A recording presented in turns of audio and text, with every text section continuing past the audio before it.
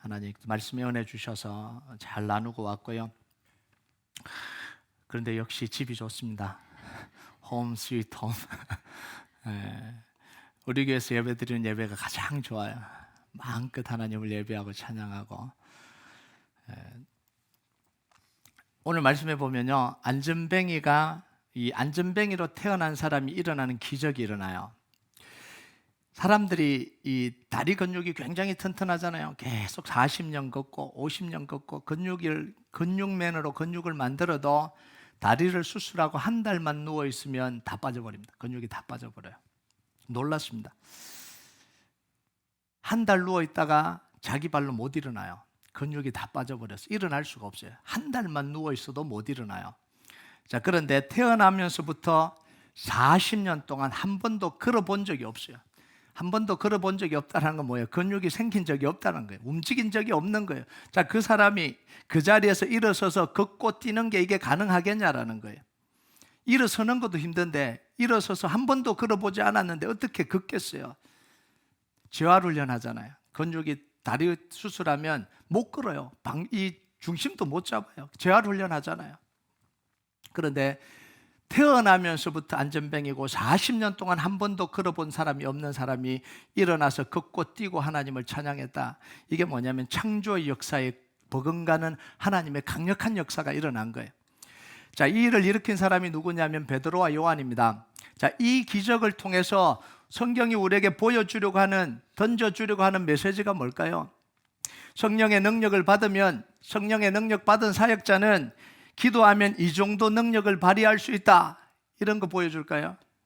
그래도 우리가 열심히 기도해서 성령의 역사를 일으키는 기도의 사람들이 돼야 된다, 이런 거 보여주려고 그럴까요? 그럼 만약 그랬다면 베드로와 요한이 그 안전뱅이를 본 첫날 그 안전뱅이를 고쳤을 거예요.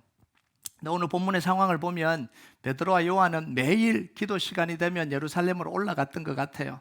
그리고 안전뱅이는 매일 그 자리에 앉아 있었습니다. 그럼 매일 봤다는 이야기, 올라가면서 매일 봤다는 이야기입니다. 그런데 매일 봤는데도 베드로와 요한은 그 안전뱅이를 고칠 마음도 없었고 고치려고 하지도 않았어요. 자, 그러면 그게 아니라면 이 기적을 통해서 하나님이 우리에게 보여주시려고 하는 이 메시지가 뭐냐는 거죠. 이 메시지가 뭐냐면요, 하나님이 시작하신 성령의 역사 아무도 막을 수 없다는 거예요. 이게 사도행전에서 보여주려고 하는 메시지가 이겁니다. 성령 충만 받으면 다 할 수 있으니까 성령 충만 받아서 해라. 물론 이런 모습도 있어요. 그런데 사도행전에서 보여주려고 하는 강력한 그림이 뭐냐면 하나님의 성령의 역사 아무도 막을 수 없다라는 거예요. 여러분, 이 사건을 어떻게 봐야 되냐면 오순절날 성령의 역사의 연장선상에서 봐야 됩니다. 일으키는 역사를요. 자, 오순절 성령의 역사는 왜 일어났죠? 120명의 사람들이 마가의 다락방에 모여서 오로지 기도하기 힘썼기 때문에 성령의 역사가 일어난 게 아닙니다. 갑자기 충격을 받으려고 그러시네. 120명의 사람들이 오로지 기도했기 때문에 성령의 역사가 일어난 게 아니라고요. 하나님은 120명의 사람들이 기도를 시작하기 전에 이미 오순절 성령 역사를 계획해 놓고 계셨습니다. 120 사람들이 열심히 기도했기 때문에, 사람들이 그렇게 기도했기 때문에 만들어진 게 아니라는 거예요. 하나님은 이미 기도를 시작하기 전에 하나님의 계획과 역사를 다 준비해 놓고 계셨다라는 거예요. 그걸 어떻게 알아요? 사도행전 1장 4절에서 5절 같이 읽겠습니다. 시작. 사도와 함께 모이사 그들에게 분부하여 이르시되 예루살렘을 떠나지 말고 내게서 들은 바 아버지께서 약속하신 것을 기다리라. 요한은 물로 세례를 베풀었으나 너희는 몇 날이 못되어 성령으로 세례를 받으리라 하셨느니라. 하나님 이미 계획하셨잖아요. 오순절 성령의 임재는 120명의 사람들의 간절한 기도 덕분이 아니라는 거예요. 물론 기도를 통해서 이루어진 사건은 맞아요. 하나님의 성령의 역사를 일으키실 때 하나님을 믿고 순종하면서 기도했던 사람들이 하나님의 역사를 경험하고 체험한 거지 이들이 일으킨 역사가 아니라는 이야기예요. 자, 하나님의 부흥의 역사는요, 인간의 노력으로 이루어지는 역사가 아닙니다. 인간이 순종하면서 이루어진 역사예요. 이게 부흥의 역사입니다. 하나님의 부흥은 사람들이 계획을 세우고 작정하고 사람들이 많이 모여서 일으킬 수 있는 종류의 역사가 아닙니다. 부흥은 하나님이 일으키시는 하나님의 능력이고요, 하나님의 역사예요. 기도하는 사람들은 뭐냐? 그 하나님의 역사하시는 걸 볼 뿐이에요. 성취를 볼 뿐입니다. 여러분, 5,000명 모아서 기도한다고 성령의 역사가 일어나고 10,000명 모아서 기도한다고 성령의 역사가 일어나는 게 아니에요. 우리 한 300만 명 모아서 1,000만 명 모아서 기도하자, 성령이 임하도록. 그래서 임하고 그래서 역사가 일어나는 게 부흥의 역사가 아니라는 거예요. 여러분, 하나님은요, 단 한 사람을 통해서도 시대를 바꿀 하나님의 역사를 이루어 가십니다. 단 한 명, 이 한나를 통해서 암흑이었던, 영적 암흑이었던 시대를 뒤집으시잖아요. 이 이스라엘 백성들이 영적 암흑의 시대에 5,000명 모아야 되고 10,000명 모아야 되고 수백 명 모아서 기도하면 하나님이 뒤집으시겠다, 이런 거 아니잖아요. 하나님이 이미, 하나님께서 그 시대 가운데 하나님의 역사를 이루어 가기를 원하시는 거예요. 누가 봤냐면 이 한나가 그걸 체험한 거죠. 사무엘이 그걸 체험한 거죠. 사무엘이 기도해서 그렇게 뒤집은 게 아니라는 거예요. 여러분, 하나님은요, 성령의 역사가 오순절 한 번으로 끝나지 않을 것을 이미 예고하고 계십니다. 자, 사도행전 1장 8절 한번 볼까요? 같이 읽겠습니다. 시작. 오직 성령이 너에게 마시면 너희가 권능을 받고 예루살렘과 온 유대와 사마리아와 땅끝까지 이르러 내 증인이 되리라 하시니라. 자, 성령이 오순절날 임하고 나면 그냥 끝이라는 이야기예요. 그 복음이, 성령의 역사가 예루살렘과 유대와 사마리아와 땅끝까지 이르러 증인이 될 때까지 뭐 한다고요? 계속해서 일어난다라는 이야기예요. 계속해서. 여러분, 이 말씀이 짧게는 30년 역사 안에서 이루어졌습니다. 바울이 회심하고 로마와 그 당시 땅끝이라고 여겼던 이 스페인까지 가서 복음을 전하는 시간을 따지면 약 30년이 돼요.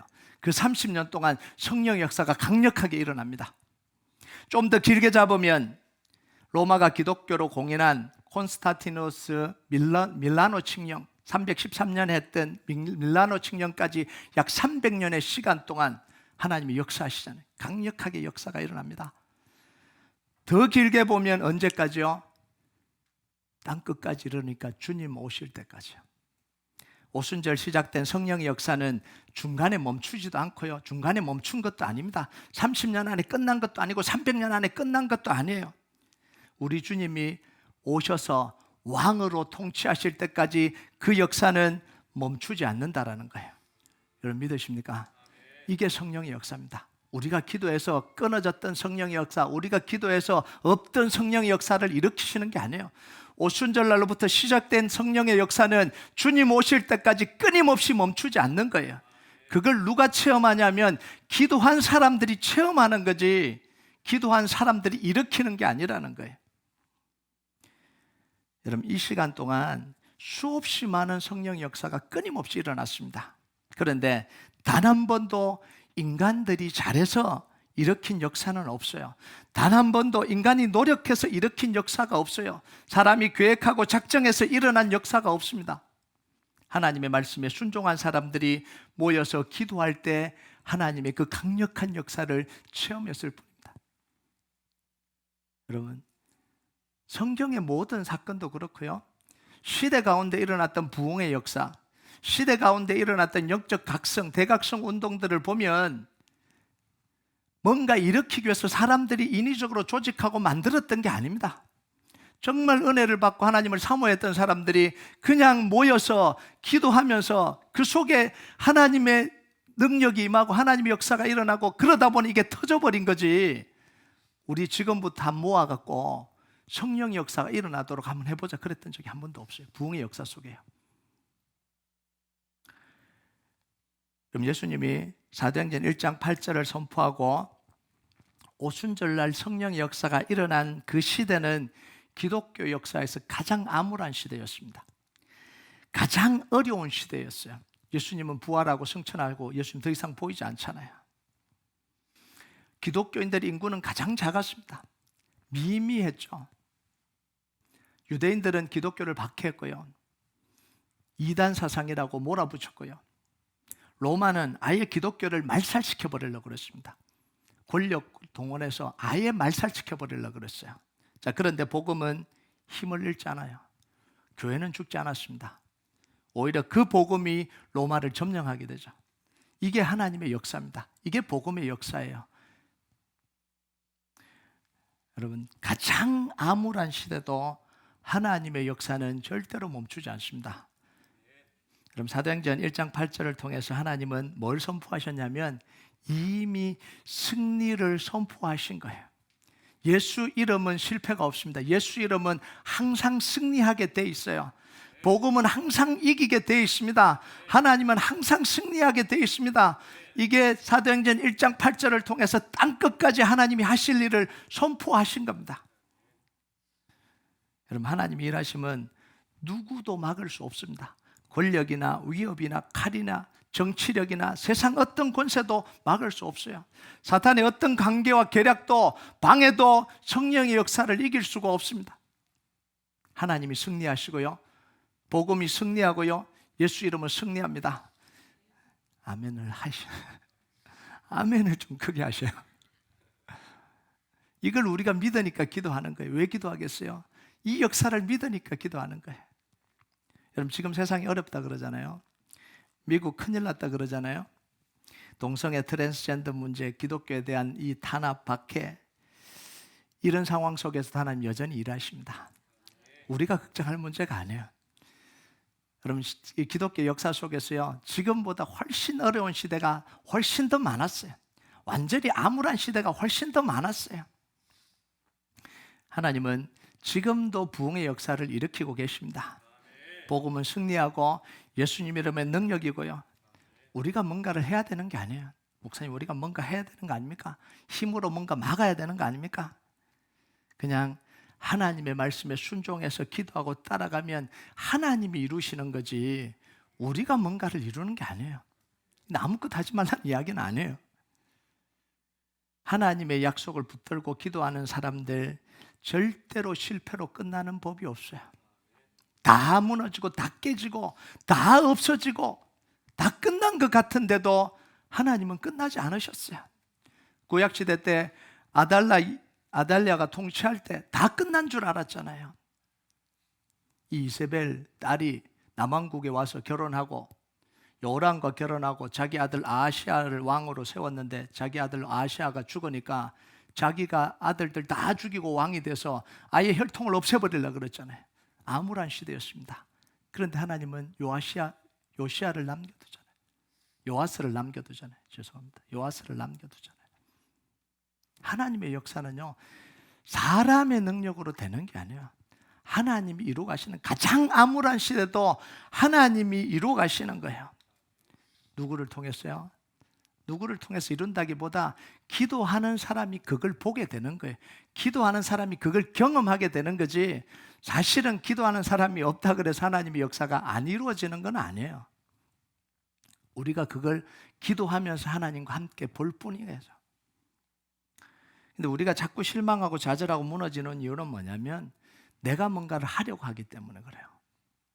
내가 기도해서 내가 원하는 걸 자꾸 이루려고 하는 거예요. 기도는 능력이라니까 그 기도를 사용해서 내가 뭔가 원하는 걸 자꾸 이루려고 그래요. 내가 기도해서 뭔가를 변화시켜 보려고 그럽니다. 내가 기도 열심히 하면 뭔가 변화가 일어나겠지, 변화시키려고 그러는 거예요. 내가 기도해서 내가 원하는 방식으로 환경도 바꾸고 뭔가를 바꾸려고 하니까 그게 안 되니까 좌절을 하는 거예요. 내가 기도해서 내 인생도 좀 바꿔보고, 내가 기도해서 내 자녀들도 좀 바꿔보고, 내가 기도해서 교회도 좀 바꿔보고, 그래서 교회가 목표를 세우고 내 방식으로 결과물을 만들어내려고 하는 거예요. 다 누구 중심이냐면 다 자기 중심. 예수 이름 부르고 있으면서도 다 자기 중심이에요. 복음을 이야기하면서도 다 누구 중심이냐면 자기 중심이에요. 우리는요, 자꾸 내 목표를 세우려고 그래요. 능력은 누구 능력으로요? 하나님의 능력으로. 하나님의 능력으로 내 목표를 세우고, 하나님의 능력으로 내가 원하는 대로 바꾸고, 하나님의 능력으로 내 목표를 성취하려고 해요. 그게 마치 하나님의 역사인 것처럼. 기도 행사를 만들고요, 우리가 하나님을 움직여서 뭔가를 일을 일으키고 합니다. 그래서 이벤트성으로 하는 행사들이 계속해서 많아져요. 많이 모이는 그곳에는 능력이 있는 것 같고요, 뭔가 대단하게 막 해야지 뭔가 하나님이 역사하실 것 같고요. 그러니까 평소에 기도하는 사람들은 시시하게 생각을 하는 거예요. 5천 명 모였다, 10,000명 모였다, 20,000명 모였다, 대단한 일이 일어났다. 거기는 대단하고 새벽에 나와서 한두 명 기도하고 그냥 주중에 교회에서 기도하는 걸 시시하게 여기는 시대를 살아가고 있는 거예요.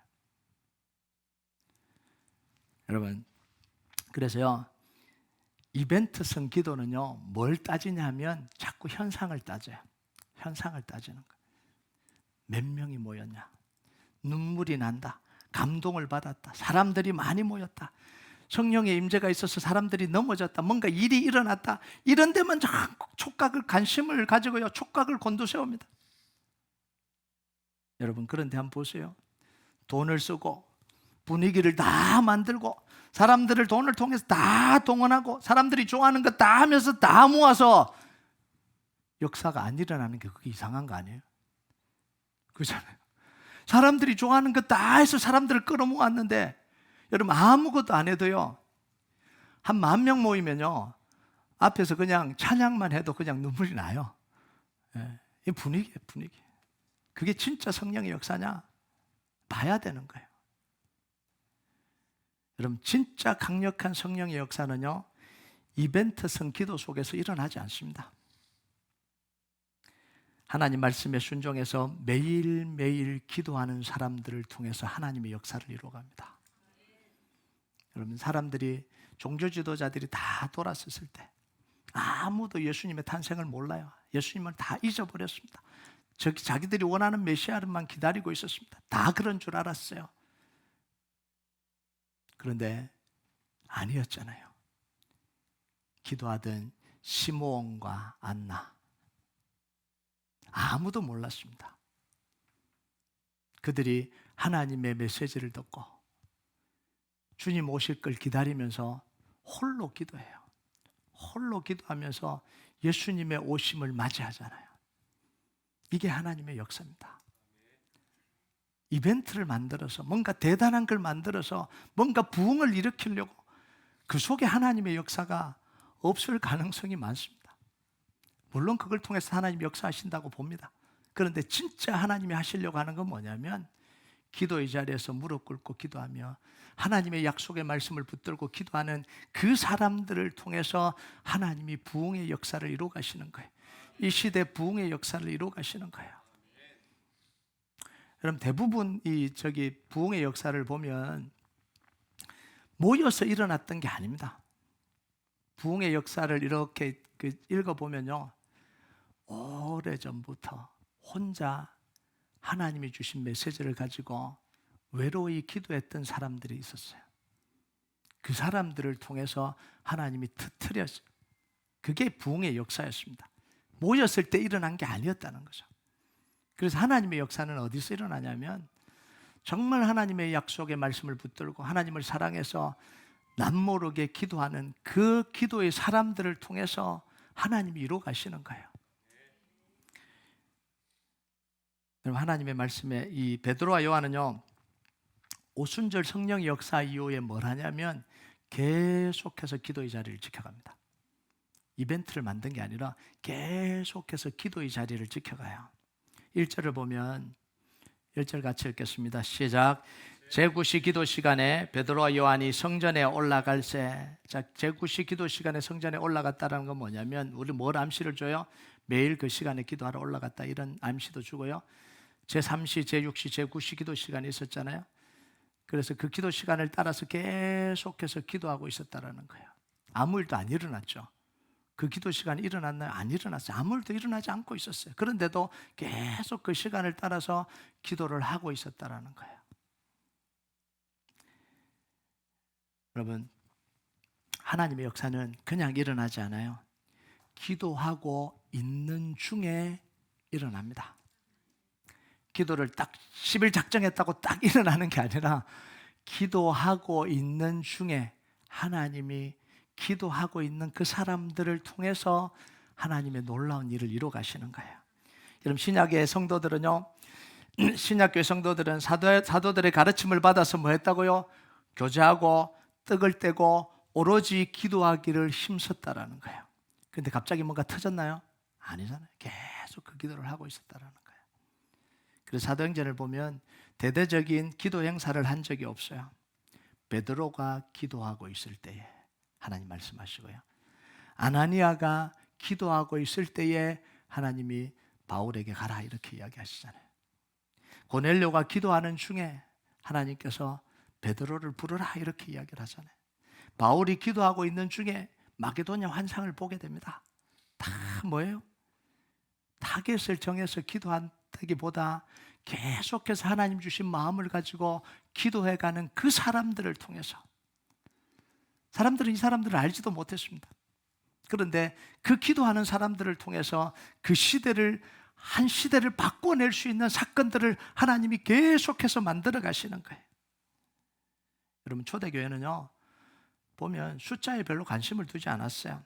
나타나는 현상에 별로 관심을 두지 않았습니다. 오히려 그런 걸 경계했어요. 하나님의 말씀을 따라가고 하나님의 인도하심을 따라가는데 모든 관심을 가지고 살아갔습니다. 여러분, 베드로와 요한이 이 안전뱅이를 일으킨 사건, 베드로와 요한의 역사 같은데 아니에요. 그 시대에 이 기도하는 분위기 속에서 하나님이 일으키신 역사입니다. 성도들이 기도하고 그들이 기도하고 기도를 계속해서 해가고 있는 그 상황 속에서 하나님이 사건을 터뜨리신 거예요. 왜냐하면 이 안전뱅이를 통해서 하나님이 계속해서 복음의 역사를 이루어가고 계시거든요. 이 안전뱅이가 일어나서 가만히 있질 않잖아요. 막 뛰어다니면서 그냥 다 뛰어다니면서 막 하나님을 찬양하고 막 이렇게 하는 거예요. 그래서 하나님이 일으키신 것이, 하나님이 이 베드로와 요한이 기도해서 능력으로 특별하게 이 안전뱅이를 일으킨 게 아니라는 거예요. 여러분, 하나님의 역사는 언제 일어나냐면 우리가 부흥을 위해서 계속해서 기도하잖아요. 달라스의 부흥을 위해서 계속해서 기도하잖아요. 그 기도하는 가운데 하나님이 때가 되면 하나님이 일하실 거예요. 우리가 계획하는 게 아니라 하나님이 뭔가를 계속해서 하실 거예요. 그걸 따라가는 거지, 우리가 뭔가를 기획하고 뭔가를 준비해서 대대적으로 뭔가를 한번 해보자 그래서 일어나는 게 이게 하나님의 부흥의 역사가 아니에요.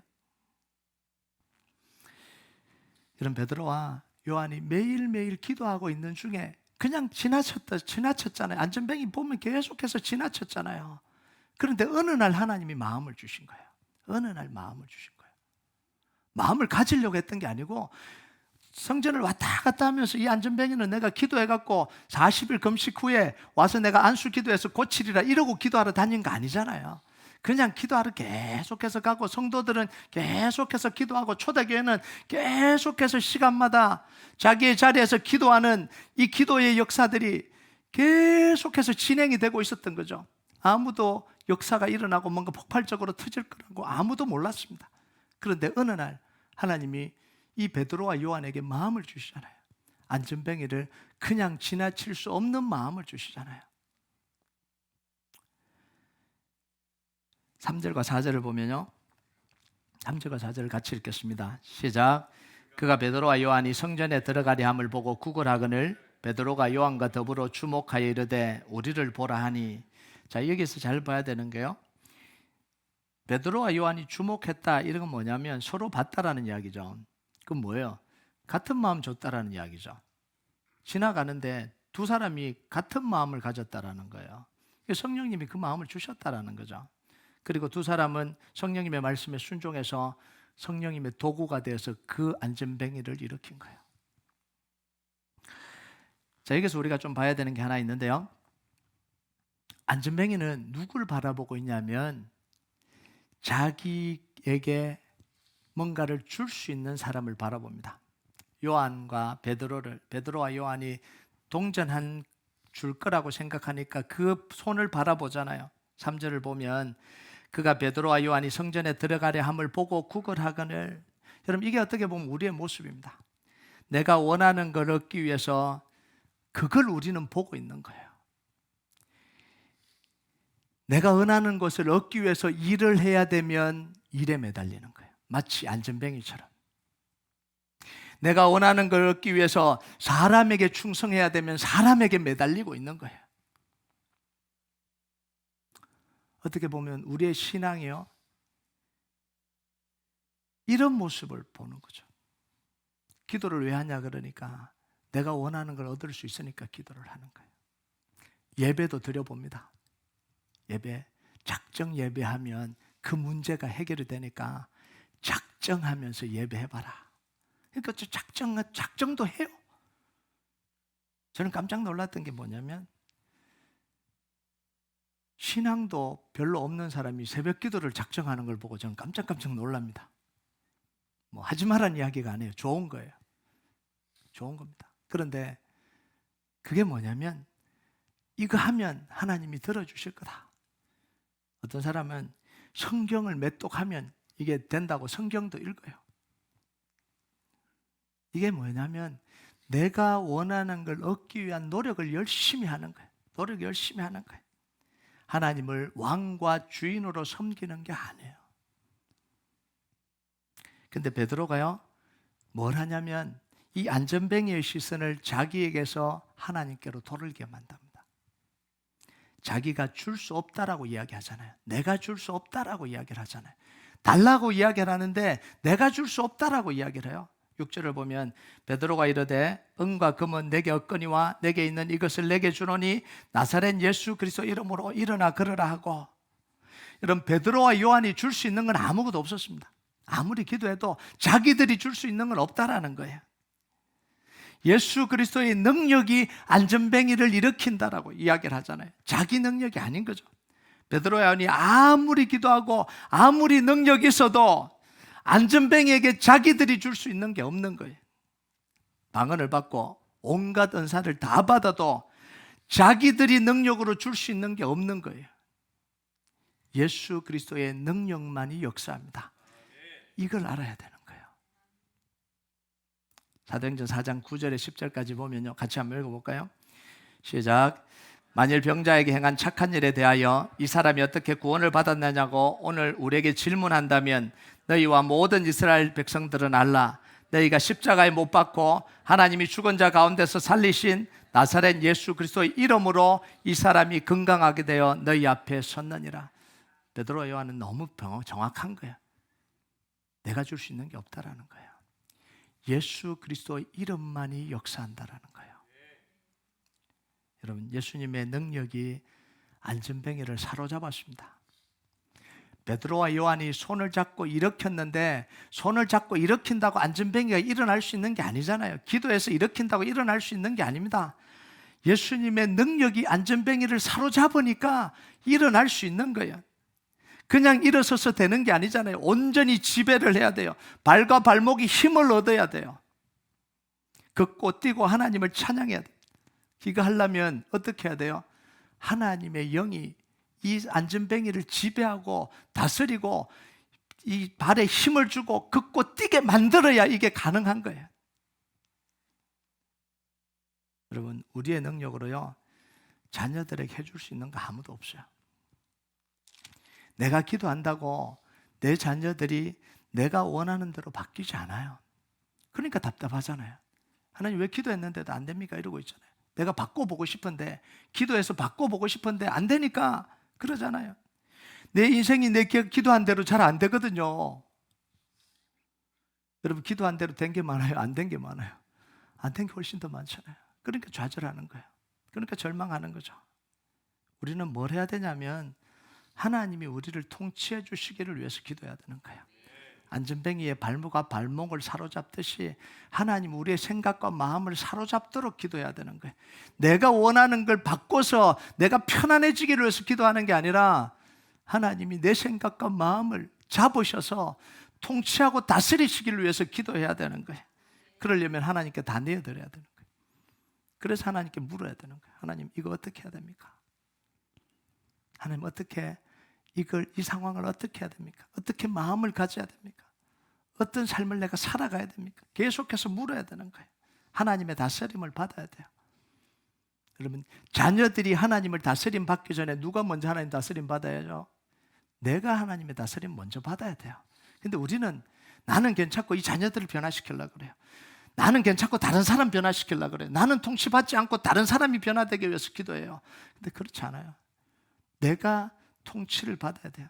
내 생각과 내 마음이 하나님의 다스림을 받아야 됩니다. 여러분, 기도의 가장 큰 기도는 뭐냐면 내가 원하는 게 이루어지는 게 아닙니다. 매일매일 하나님의 다스림을 받고 기도하며 기도의 자리에 있을 수 있는 게 그게 가장 큰 기도예요. 기적적으로 뭔가 일어나는 게 그게 기도의 가장 큰 능력이 아닙니다. 매일매일 하나님과 교통이 이루어지는 게 이게 가장 기도의 큰 능력입니다. 매일매일 영적 싸움을 싸울 수 있는 게 이게 가장 기도의 가장 큰 힘이에요. 예수 이름 붙들고 찾아오는 이 사단의 공격을 계속해서 이겨갈 수 있는 게 이게 기도의 능력입니다. 그러다 보면 하나님이 말씀하시는 거예요. 그러다 보면 하나님의 역사를 이루시는 거예요. 그때 순종하는 겁니다. 여러분, 여호수아 프로젝트를 위해서 기도하고 계시잖아요. 여호수아 프로젝트를 위해서 기도할 때 하나님이 주시는 마음이 뭐냐면 이루어지게 해달라고 기도하는 기도가 잘 안 돼요. 그냥 안 해도 된다고 생각이 들어요. 근데 주시는 마음이 뭐냐면 너 어떻게 할래? 이 마음이 훨씬 더 많아요. 자, 여호수아 프로젝트를 이루어갈 때 네 마음을 어떻게 드릴 거냐? 내 마음을 하나님 앞에 어떻게 드릴 거냐? 어떻게 헌신할 거냐? 그걸 통해서 하나님 일하실 때 너 뭘 할 거냐?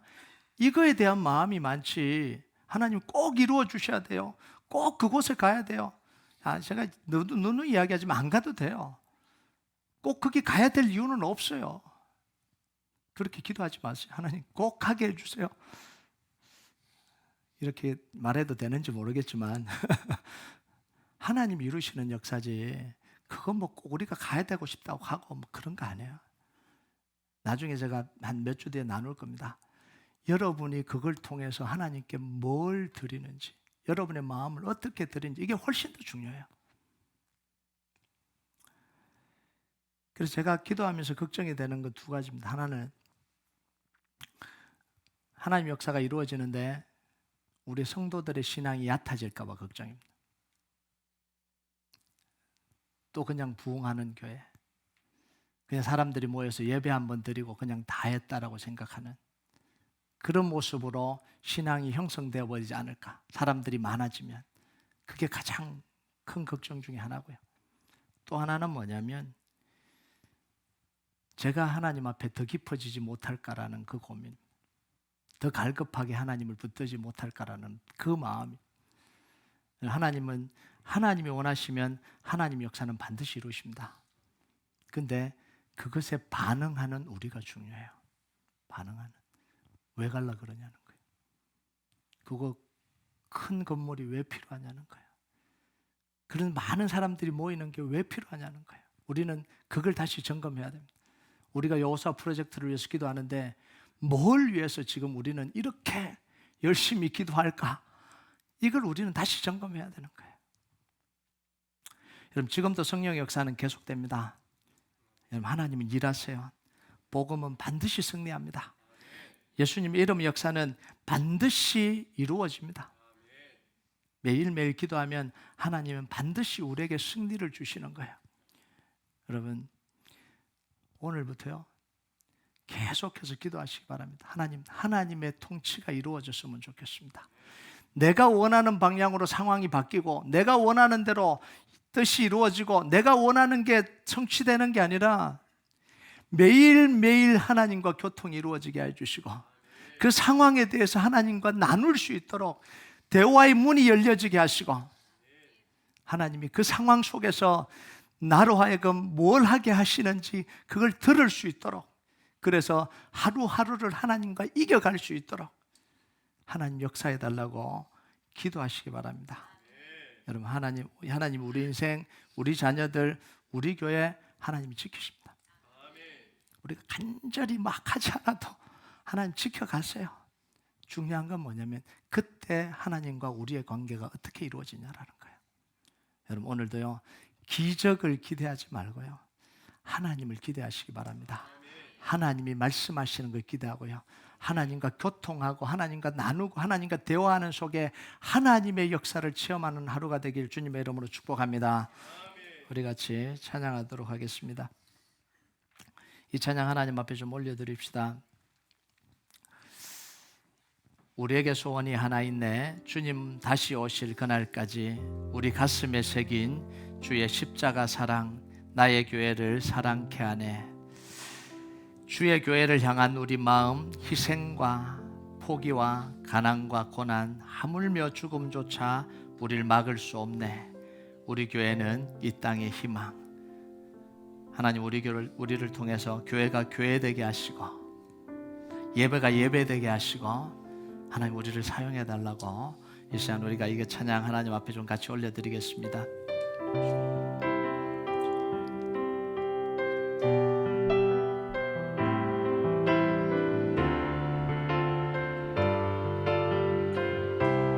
우리에게 소원이 하나 있네.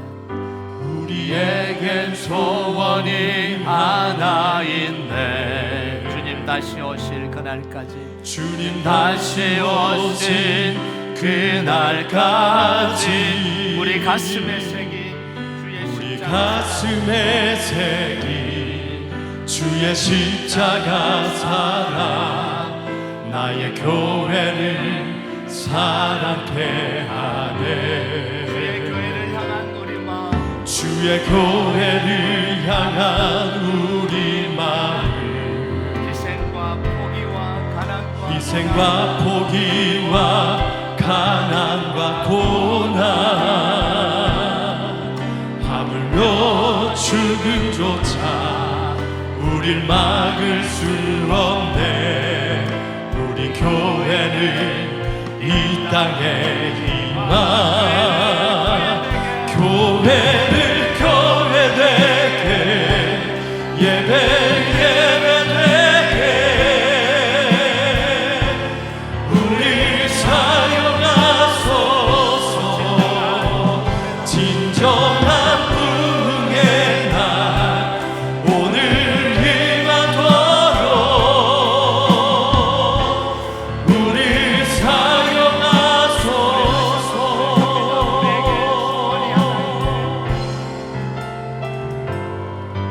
우리에게 소원이 하나 있네. 주님 다시 오실 그날까지, 주님 다시 오신 그날까지 우리 가슴에 새긴 주의 십자가 사랑, 나의 교회를 사랑케 하네. 주의 교회를 향한 우리 마음,